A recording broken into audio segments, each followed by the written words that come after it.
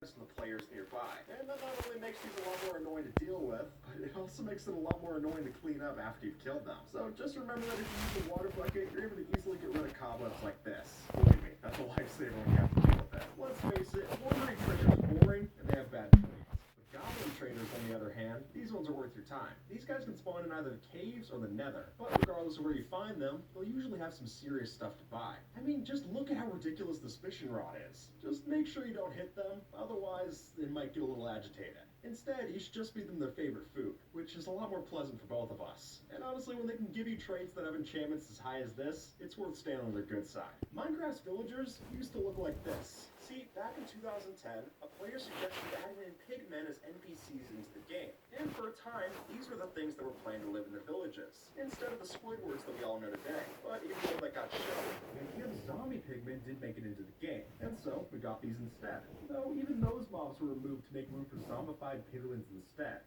So it seems like Mojang could never quite decide what to do with them, which is a shame, since the idea was that you could even hire these pigmen as bodyguards, which is something Mojang even refuses to do for villagers. But let's talk about that later in the video. Don't kill cows at night, since if you do, you run the risk of them turning into zombified versions of themselves. Because of this change, any passive vanilla mobs that you'll kill will turn into a zombified version of themselves if you kill them at night. And they're not just going to attack you, they'll also attack other animals and villagers too. And take note, because some of them have unique effects as well. For example, the llamas will now spit poison at you, and the dolphins are able to drown you if you get too close. But easily the most dangerous happens if you kill a pig, since accidentally hitting one of these with your fire aspect sword will just cause it to explode if it's lit on fire. So just save your animal killing until the sun goes up. That way you're at least a little safe. Dispensers are famous for automating a lot of features with the right mouse button, but missing among those is the chance to empty and fill cauldrons. And maybe it's just me, but that seems out of place. After all, these things can pick up and place water and lava using a bucket, so why not do the same with a cauldron? And if this was fully implemented, then we could have a way to make operational and automatic lava farms in the 1.17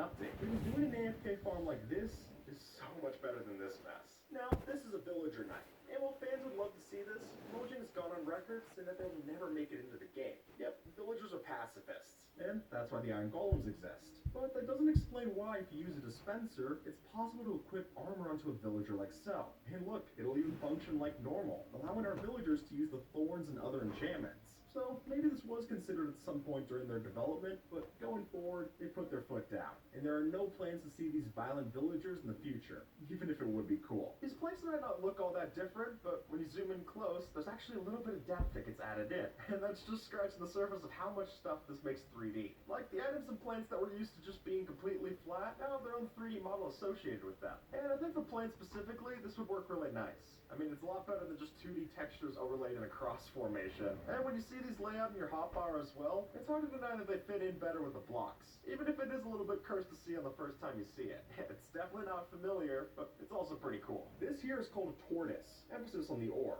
See, these might look docile, but there's actually more to them than that. And if you attack them the wrong way, these neutral mobs will turn aggressive on us. So to get the ore in their shell, we'll need to use a pickaxe like so to get the mineral. But be careful, because when they run out, even hitting them with a pickaxe will cause them to do a vicious shockwave attack. So instead, let's stay on their good side, because if you take them home and feed them glowberries, you can farm more ore in a safer way. And that seems better for both of us. Gold armor really never gets a use. And while the addition of piglin bartering might mean that you're wearing a pair of golden boots, that still doesn't have much to say for the other pieces of the armor. And so to change that, I think taking after vanilla tweaks and making the golden helmet into a golden crown would be a really nice touch.